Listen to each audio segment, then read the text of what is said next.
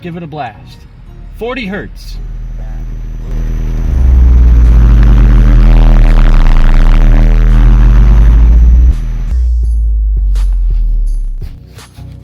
APHD-3000D-H2 amplifier. Pretty hefty in weight for its size, there's no question about it. You can see the one side here, and then on the other side you've got your connections.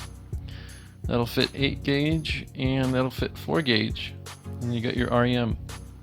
It says this warning, this is a 2 ohm impedance. If you look inside there, you can kind of see that chunky transformer, and there's some pretty good sized capacitors in there. And then we've also got a cooling fan.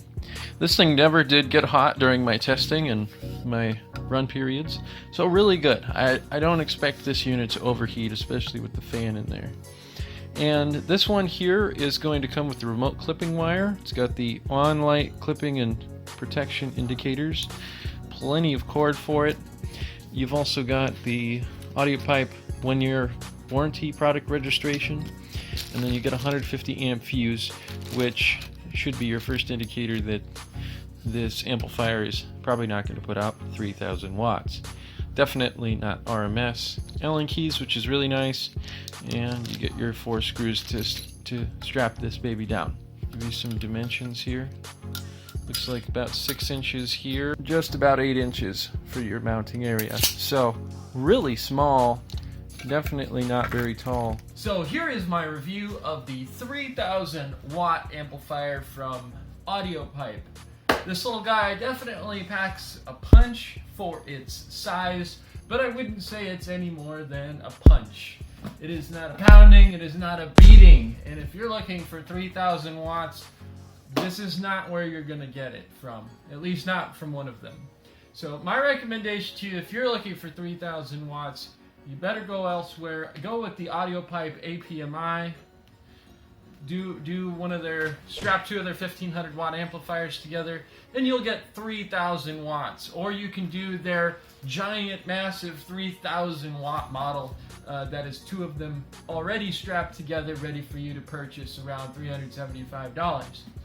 But at 200 bucks, I definitely think that unless you're looking for this really small form factor, you're not going to be able to push more than 2 300 watt RMS subs, because we were hitting clipping around 650, around 14.5, 14.6 volts.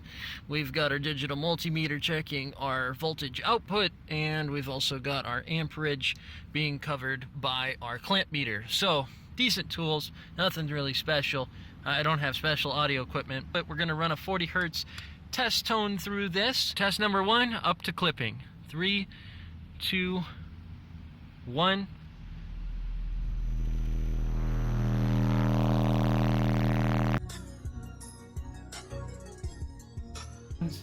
That is just going to destroy your subs any higher above that. I mean, you're just going to heat up those coils and fry your subs out, and they're going to smell like burning rubber.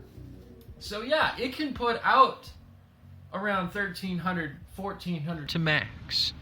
Here we go.